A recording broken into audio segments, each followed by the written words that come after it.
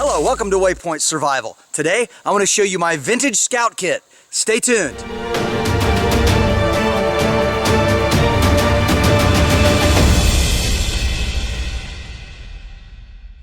I really enjoy vintage gear, and for quite a few years now, from time to time, whenever I find something on sale and expensive, flea markets, yard sales, sometimes I buy them on eBay, but I like to purchase vintage gear, and I put together a vintage scouting kit.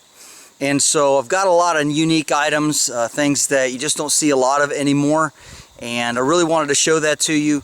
I like old school stuff. It's solid, it's durable, you know, it's usually very well made, as evidenced by the fact that it's still around after many, many years. Some of these are multiple decades old and still very usable and still very valuable out in the field, and in some ways can work better than their modern equivalents, or certainly every bit as good.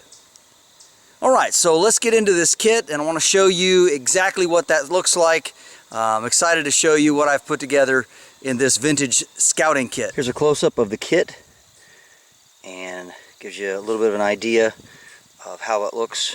This carries at the small of the back. Got a very small vintage hatchet, and then of course Boy Scout knife, and then a vintage canteen, and a fair number of supplies in there for scouting. So I'm going to open these up and show you one by one what they look like.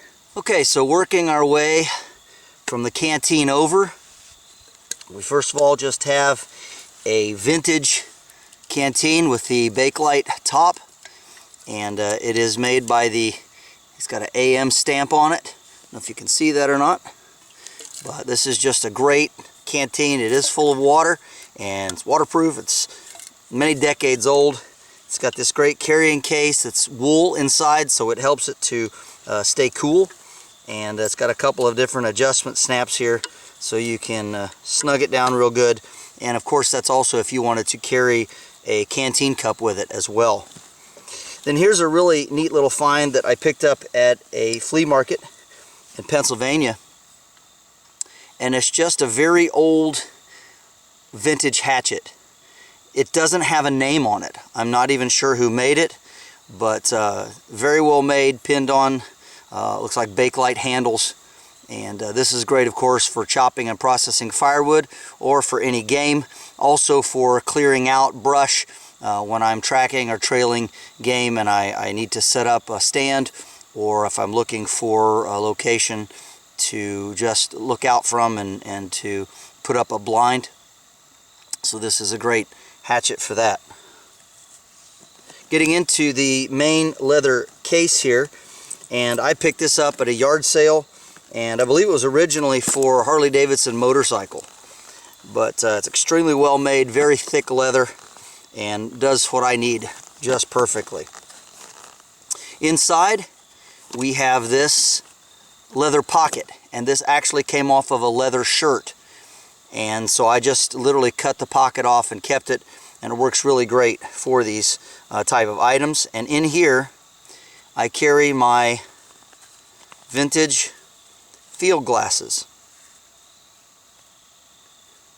So here they are.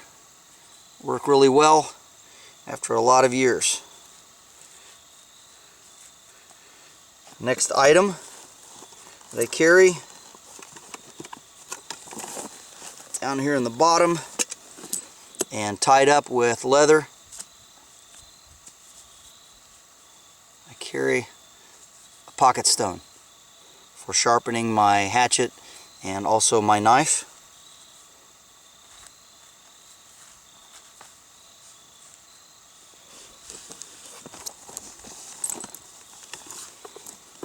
Next, I have a vintage cook set. This is 1945, so it's World War II era.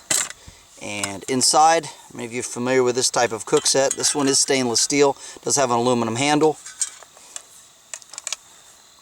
But inside, I have a vintage Boy Scout match safe with strike anywhere matches inside.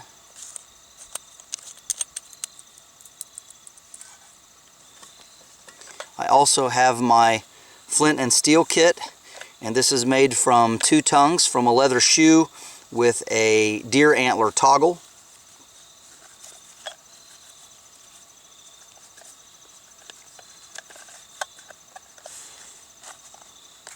And it is my brass case Flint and Steel Kit with some charred cloth inside.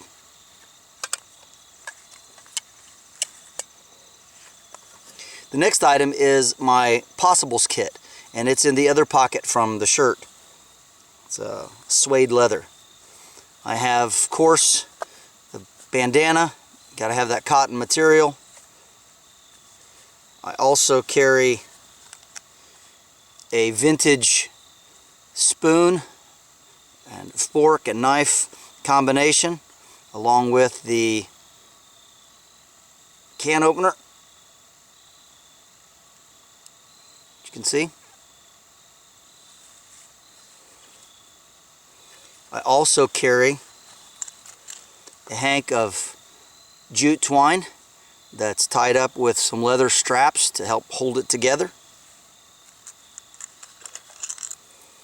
I have 8 large safety pins, which can be used for all kinds of things, from gear repair to pinning tags on trees or making markers.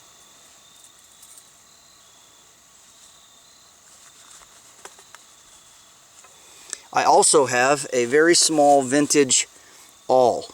It's stuck in a cork to protect the point, and it has a square tip on it, and it's very old, and just keep it in here to keep it from puncturing anything. But that's great for my gear if I need to do a repair. And along with that, I also have about 10 yards of black waxed string with 2 large repair needles. And last but not least, in this vintage Kodak film canister, I carry some cotton, and I also have a vintage marbles compass. And of course, this is for telling direction.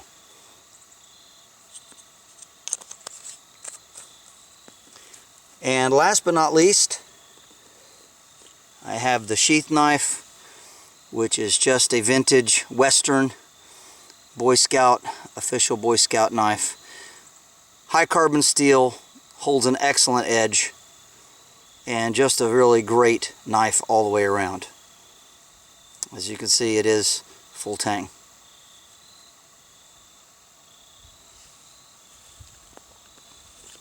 One last item that I carry in my vintage scouting kit is a Write in the Rain notebook and a Sharpie. Now, I know these are not vintage, but finding paper and things from 30 or 40 years ago, or even more, that's in good shape is pretty hard to do. And I'm sure that if our ancestors and people from that era had these kind of great notebooks. They would have used them as well. So this isn't exactly vintage, but I do carry it so that I can keep notes and the things I see and what I encounter. And here it is all laid out together. Kind of see what it looks like as a complete kit. So when I'm wearing the vintage scouting kit, from the front, it doesn't take up any space. Of course, I have my phone and my multi-tool, which I always carry. But then turning here, you can see I have the canteen. I also have the small hatchet, then the main carrying case with my binoculars and the mess kit and everything inside of here. And then, of course, my Boy Scout sheath knife right here, and very close to hand, easy to get to. But everything is very compact. It doesn't weigh a whole lot. I didn't weigh it, but of course it's vintage gear, so it's a little heavier than normal. So anyway, it's easy to go through the woods. I can easily make it through trees and around brush. I can move and twist and turn, and it's not dragging on anything. And everything that I need is just right here and compact, and where I can get to it quite easily. This is James Bender for Waypoint Survival. If you like this video, please give it a thumbs up. Also, make sure and check out the links in the description box below. And while you're down there, make sure and check out the merchandise shelf, which is located just below the description box. There, you'll find our Teespring link, where you can buy great Waypoint Survival merchandise, and you can help support our channel and the ongoing research that we do to bring you great video content on YouTube. And if you haven't done so already, please subscribe to the channel. We'd really appreciate it. And when you do subscribe, make sure and press that bell button so that you can stay notified of all of our upcoming videos, and we'll talk to you next time.